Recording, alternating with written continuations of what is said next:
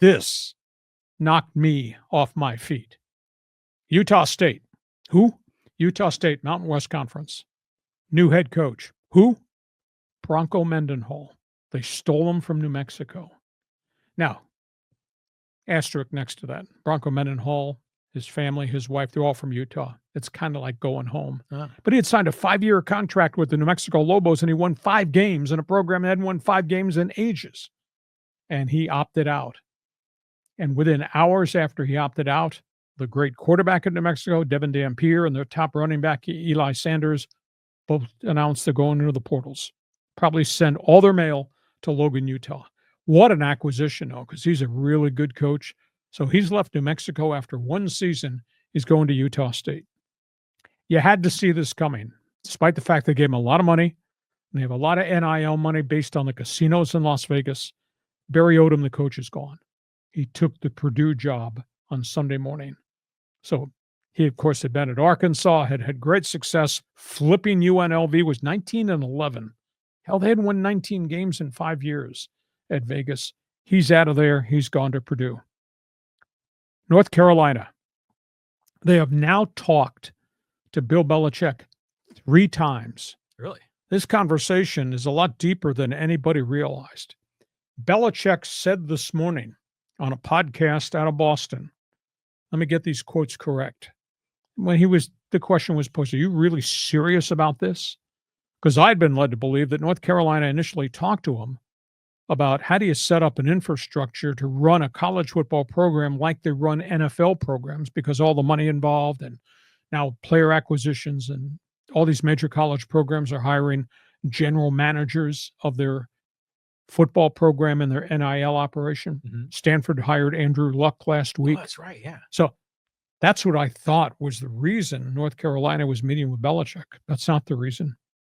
Belichick says he thinks he's qualified to run a college football program, though he spent 24 years in the NFL, has never been a head coach in college football. He says his blueprint would be to set up a college program pipeline like an NFL pipeline. It'd be for the players. We'd train them, we'd teach them, we'd give them nutrition, we'd coach them, we would educate them, prepare them for a career either in the NFL or just a career in life, things like time management and life skills, and pave the way for a North Carolina player to be somebody when he left, be somebody in the NFL if he's good enough, or be somebody in the business world. So that's what Belichick's sales pitch has been.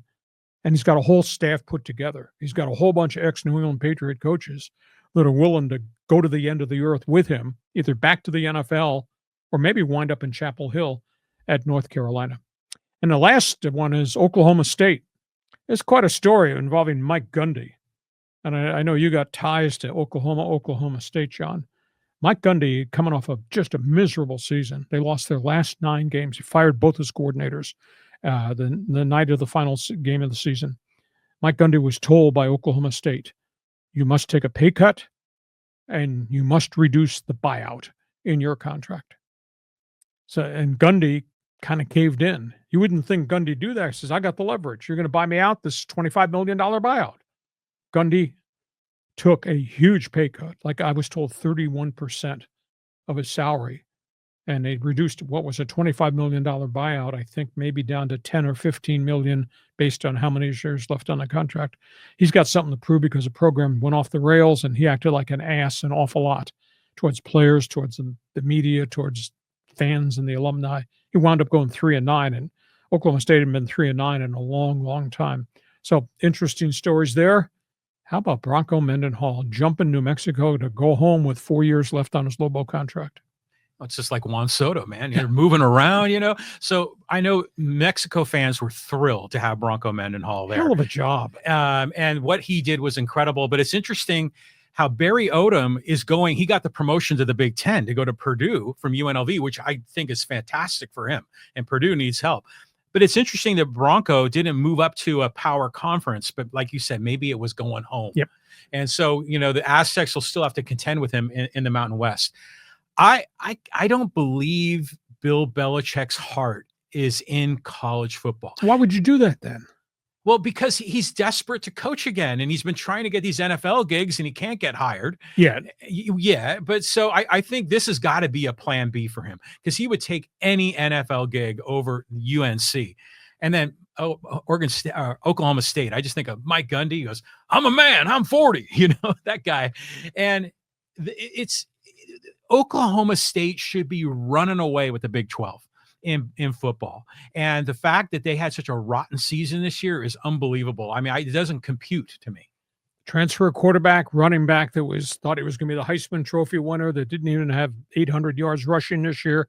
Just a really bad experience in Stillwater. And I guess the thing that's galling is the other guy in Norman, they had a miserable season too. Venables. Yeah. Mm-hmm. And, his job is probably going to be on the line. So Gundy had no leverage at all, and Gundy kind of caved in. But he's got a lot of work to do to kind of regain his mojo. Yeah, he does. But you know what? Venables beat Alabama. So that's going to be a nice little star on his collar. But yeah, Oklahoma State needs to do a better job. Okay, you're into college football. Talk about the coaching carousel. Let's jump on board. Let's discuss that.